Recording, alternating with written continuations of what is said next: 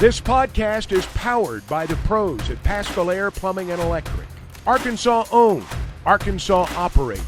GoPaschal.com. I want to start with your college playing days, which you don't get asked about as much. Mississippi State Bulldog. What do you remember about playing in Baum-Walker Stadium, man? Well, I remember, obviously the fans there being loud, but, it was very comparable to Dudy Noble Field and going to play at the Dude, So I always thrived in those type of atmospheres. So, playing in the SEC and, going and playing in front of those crowds were something that I always loved.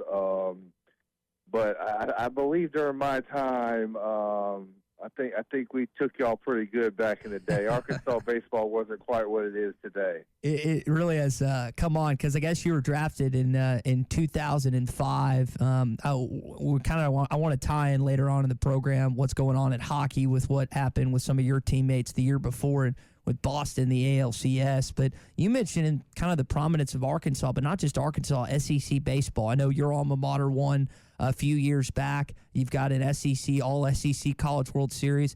Jonathan, from 20 years ago to now, how much improvement have you seen in the sport in this conference, particularly in the West? Yeah, obviously night and day. But, I think the biggest thing nowadays that's changed the whole landscape is the NIL deals.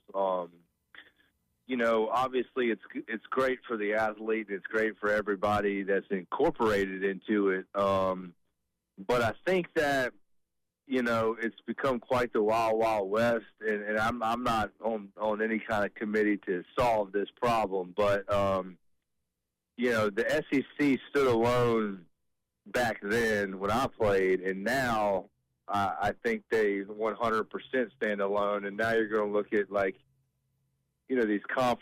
these major conferences, two big major conferences, basically, eventually is what it's going to get to, I believe. But,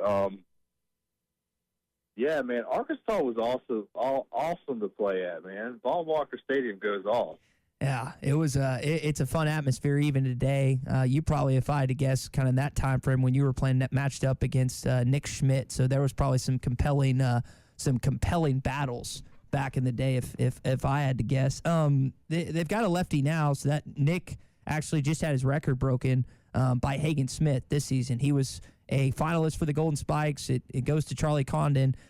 Jonathan, you know what it takes to pitch in the majors. You're a guy that has a lot of success, World Series champ, All-Star. The accolades go on and on. Maybe what you can tell us about this kid Hagen and his prospects at the next level with his slider and other major league stuff. Yeah, well, I've watched the Hagen kid pitch quite a bunch, actually. And obviously he has the big league caliber stuff. There's no question about it. To me, the hardest part to gauge on these kids nowadays is the mental side of it. How hard does this kid work? When you put his back against the wall, what happens? When you put 40,000 people in the stands, what happened? Those are all the intangibles that you can't really read.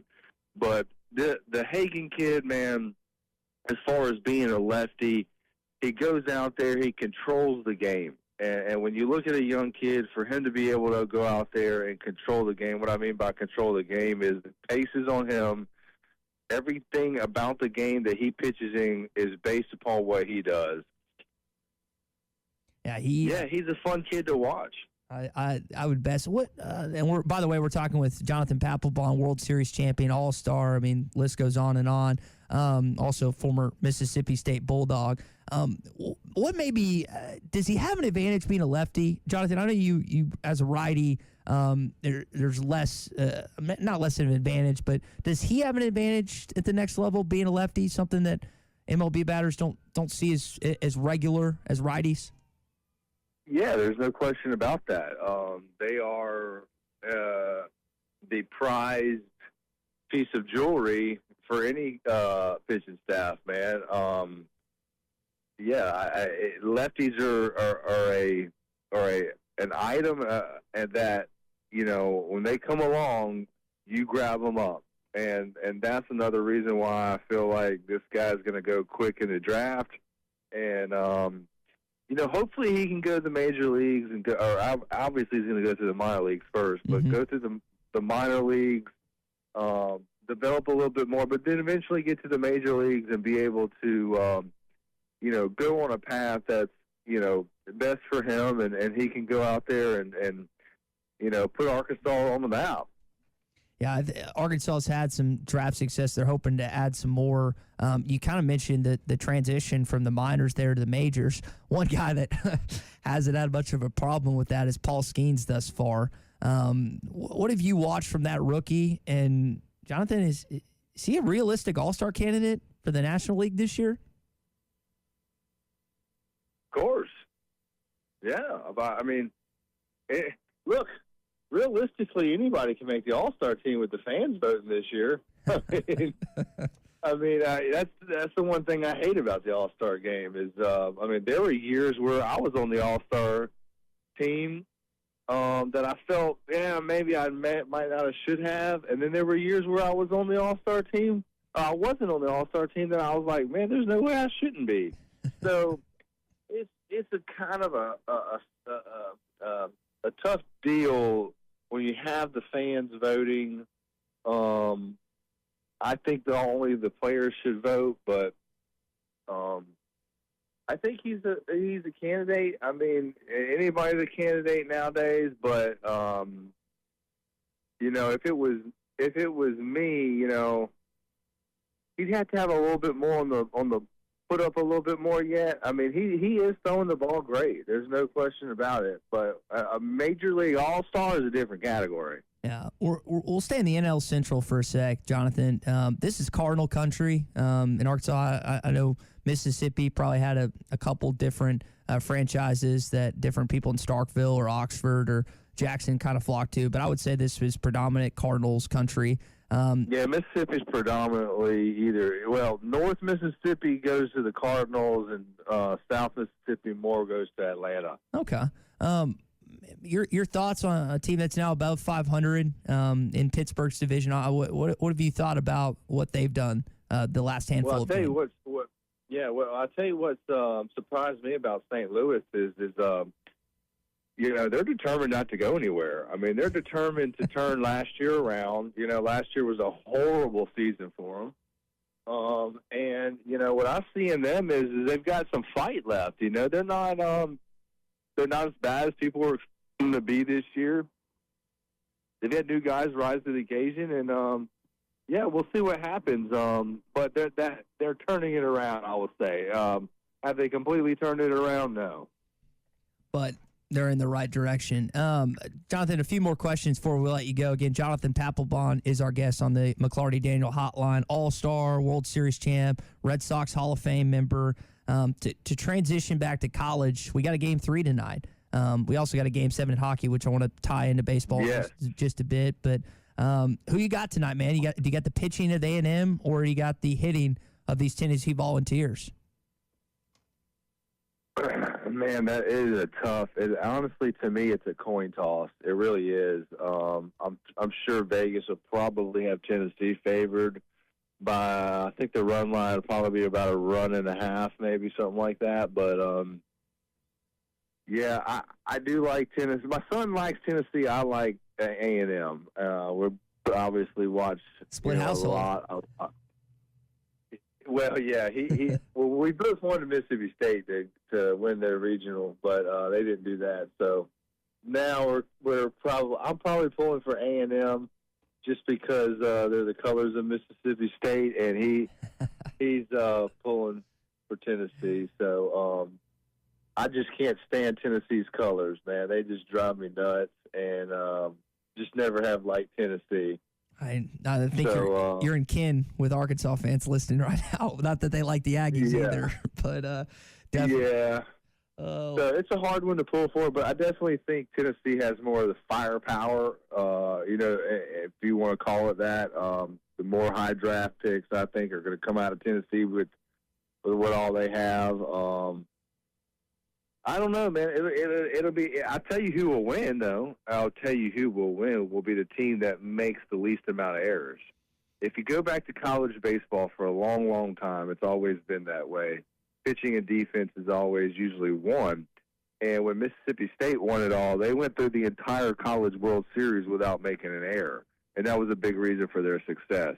You look at last year, LSU, what did they do? They did not make but one or two errors, I think, during the whole College World Series. So that's how you win. One more college question before we wrap it up, Jonathan. Oklahoma and Texas entering the Southeastern Conference. We'll keep it at baseball. I know you probably monitor what Mississippi State's going to be doing with Jeff Lebby in football as well. But your thoughts on the Sooners and Longhorns entering a league that you were a part of and how it bolsters the college baseball conference even more? Yeah, I mean, it's only going to make it better. It's only going to make the conference more competitive. And like I said earlier, I think we're coming to that situation where you're only going to have those two big conferences, going at it. What kind of sucks to me though is the only thing is that, like, playing in the SEC, there's going to be some schools that you probably eventually won't even play, on the roster that year. It's going to get to that. You have so many teams, and if you're good, you may not play them to like the championship or something like that. So it's going to make it a little bit tougher, but obviously the fans will love it. Jonathan, we just got a text here on the McCarty Daniel hotline from JT in Hot Springs. He is a giant Red Sox fan, and he wants to thank you for your contributions in 2007. Our afternoon host is also a big Red Sox fan, so he wanted to pass along that as well. Awesome, man. Red Sox Nation's everywhere, brother. Even in Arkansas. So, Jonathan, last thing before we let you go, and we appreciate you joining us. You were part of the Red Sox organization in 2005. The year before, they came back against the Yankees in the ALCS, one of the most dramatic finishes in really Major League history. You've got a Game 7 in the NHL tonight with the Edmonton Oilers and the Florida Panthers. I wonder, from your vantage point, I know you technically weren't on the team, but just talking with a lot of your teammates a year later, what did it take to come all the way back? And do you think that Edmonton's going to do it tonight for the first Canadian win in the Stanley Cup since, I guess, '93? I do think Edmonton's gonna do it tonight. Yes, because the momentum is just the momentum is just too much. And yeah, I've been watching, and as far as when you get to these Game 7s, or any kind of point like this into a season, it's just one. It's one inning at a time. It's one period at a time. You have to really, really simplify and slow down things, and the guys and the team that can do that are the ones that usually come on top. So, man, I don't know. I'm looking for Edmonton. I think you might be onto something there, and based on what a lot of your teammates did the year before you got there, I'd say that's when you got that momentum going, it's hard to stop. Even like it was in Yankee Stadium, then it is in Florida's arena tonight. We'll see if they can pull off the uncommon, or I say, because that's saying it at the lightest case. Well, Jonathan, we appreciate you joining us again. Jonathan Papelbon, been our guest, 2007 World Series champion, All-Star, Red Sox Hall of Fame, amongst his other accolades.